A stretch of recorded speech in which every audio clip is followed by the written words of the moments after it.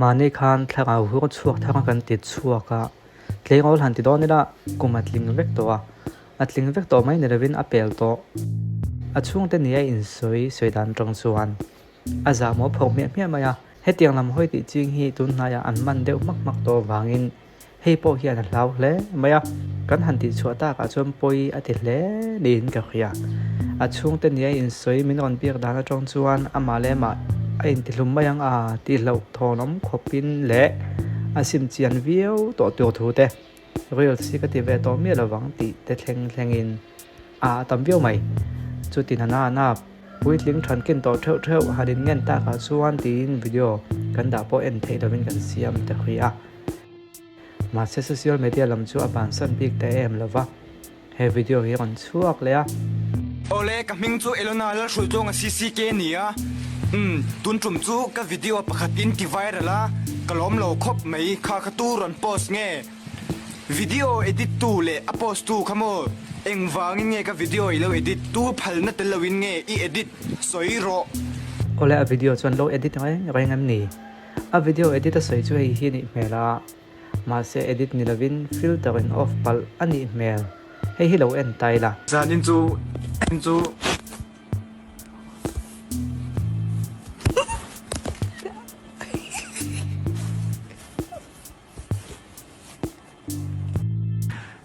zanin chu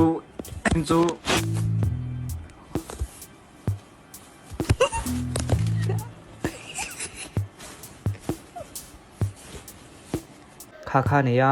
social media man dan athiam lo ti chu achiang vek to a chung ten zil ve mai om in ti mai thei an zil lawang ni lo sim na khopin an zil lawang a sazu ti lan tuma dili tuwa min on ngen khan ani chu la a lu tuka ala no pangsia chu ti khati amwal pho thlengin a lu tuk tin sim na khopin an zil don lo ti danga han hau deuh chuan in ti hlum te tum mai zela boi thlang lu tuk ti awanga hau vak ngam lo te sim na khopa zilna don lo chuan sim na khopina video la viral leang han ti la a sazu ti lan kha sim na khop chu ni viau chu wangin han ti chhom mop se mizoram ti boring lo tu te zinga atel chho ve zel tu ngai la zonin ariel zon ivan cheve chiang takeo zo jung kuk nilvin zo ung kuk te miron ti mo tun tum chu kalung oil lo khop mai effect te lo pan kalang ngam rap khak mei chi hi ve theber nan tin effect te ka mang ve effect ka man hin ka mai fang engma danglam engma problem om lo ka mai fang ngai reng ave min ti go ve dau chawa chu ni mai ma se ti khop khan cheda win min chuamo o effect mang lovin karon lang khop ang tuna pan effect mang loin karon lang o khong e ten effect ka mang lo o effect ka mang lo wa hey effect om lo thui ave ti em khan ka dum lo o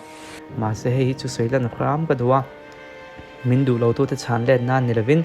min du tu te min du zual zel na tu hi hoi zok taila aziom mange ani po hi khitianga tongkam chedeu le ne so tak tak mi danga ti ve la khi adu tu te du chan nin ka ring chi lawa a hmel jung ko ka han ang deuh hlekte khang kha adu tu te du chan nin ka khia chu wang chuan jung ko ka ang thei tu wang bek han hanom chho se lam te han zio chho se fashion lama te ankal chho se adu lo tu te hniala ti vak lo khian ma son zok chuin oma khatiang em khan ka dum ngai lo chu no she ve me do ni ma se min du lo phani pan pe ka ti lo ma se tun tum chu haters nen kan boy na inkar ni haters simo ka do sel don chu ka tom ngai lo fang ave ka tom ngai lo fang chu ni mai a ve khang la effect te lo vin next sa chon karon lang tong hairstyle turn nen ka video ka engwangin nge tikhan editing nen mo inron ti mual pho fe khang la zanin chu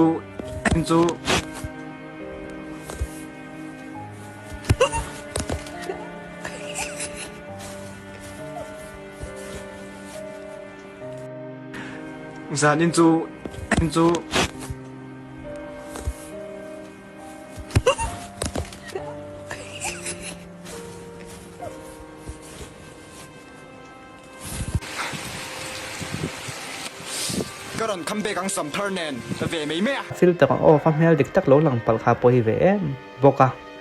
hey ke ni chu hmel thada wang la kan ni lawa kan o moi wang te kan tong fia wang te la kan ni che lawa ka ngai to thina hmel thada wanga ti mai te ang hmel thadin te lo mai the ma chu du tu te chuanin jungku ka angan tin ka khria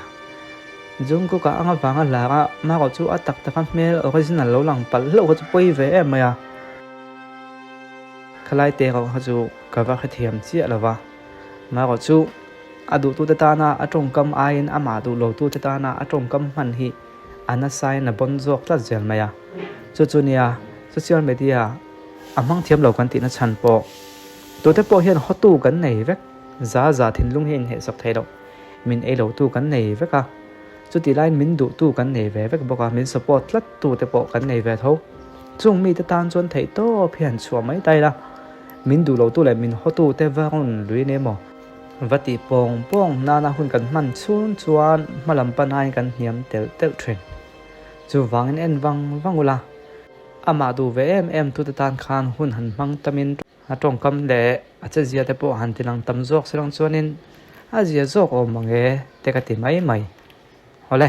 hetiang hi kha tokin an ron chuak chhozel don ni na langa chu wang chuanin mizoram ti boring lo tu te zinga chio tel ve mai la a thamain ka ria hmel